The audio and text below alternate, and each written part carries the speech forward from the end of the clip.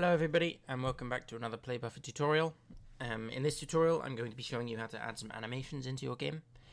This tutorial will be following on directly from the previous tutorial in which I spawned in and showed you how to move a coin using the playbuffer library. So if you haven't given that a watch, I'd definitely recommend doing so before you get onto this one. So before we touch any of the actual code, the first thing I want to do is I want to make sure that our animation sprite sheet is saved in the correct place and in the correct format. So similar to saving just a sprite, I'm going to go to my repo, I'm going to click on Hello World, I'm going to click on Data, I'm going to click on Sprites, and this is where I'm going to save it. Just a quick note here, if you haven't seen a sprite sheet before, it looks similar to this, where it's just loads of different sprites saved in a line next to each other, each one of these denoting one stage of an animation. So the way we're going to save this is we're going to call it firstly the name of the object, so in this case agent 8, and then an underscore, and then the name of the animation. So you can actually see a few different ones for agent 8 here: climb, fall, hang, halt, and then an underscore, and then the number of sprites in our sprite sheet. So what playbuffer is going to do is just going to take this number on the end, and it's going to cut this perfectly into that many different sprites. If your sprite sheet isn't just one perfect horizontal line, you can use the font sheet for inspiration. You just do the number of entries on the x-axis, x, the number of entries on the y-axis. Perfect. So that's where we are saving our stuff. Let's get on to the code now. The first thing we need to do before we make any animations is we need to do quite a lot of the same stuff that we did when we were making the coin to make sure that we're actually loading in our object and drawing it properly. So let's add another value to our enum. Let's call this type agent 8. Again, you can call this whatever you want. You can also have whatever sprites you want. That's fine. The reason I'm using agent 8 is because these are the sprites and the sprite sheets that are supplied to you when you just download the original repo. So I thought I'd keep things simple like that. But please feel free to use your own stuff. Right, let's get back to the code. Next thing we need to do is in our main game entry, we need to make sure we spawn in our object. So we give it the type agent 8 this time.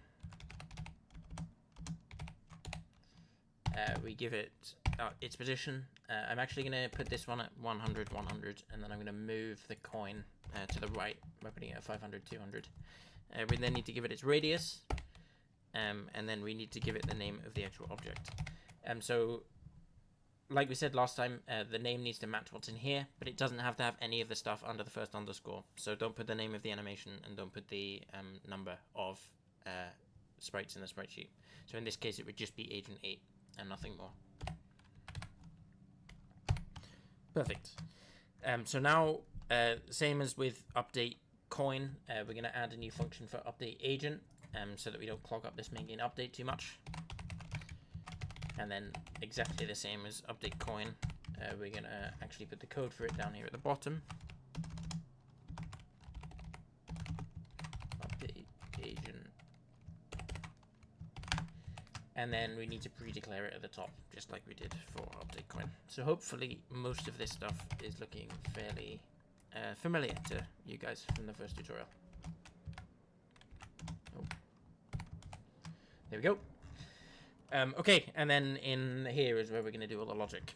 So before we do any of the animation stuff, I promise we're going to get there in a minute. The first thing we need to do is take care of just a tiny bit more housekeeping and make sure we get and then draw our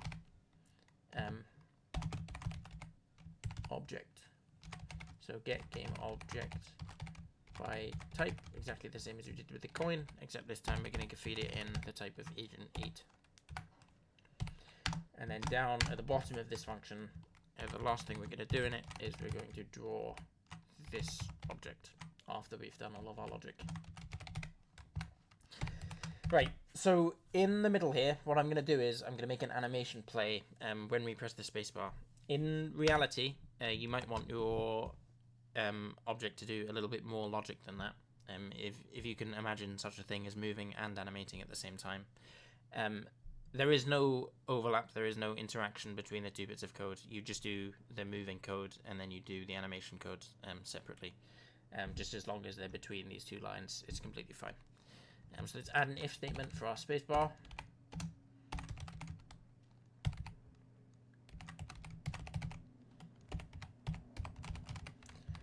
And then in here, let's get ready to add the code for the animation. So the code for the animation is as follows.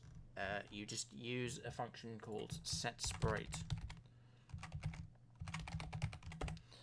And then you feed in the game objects, and then you feed in the name of the animation.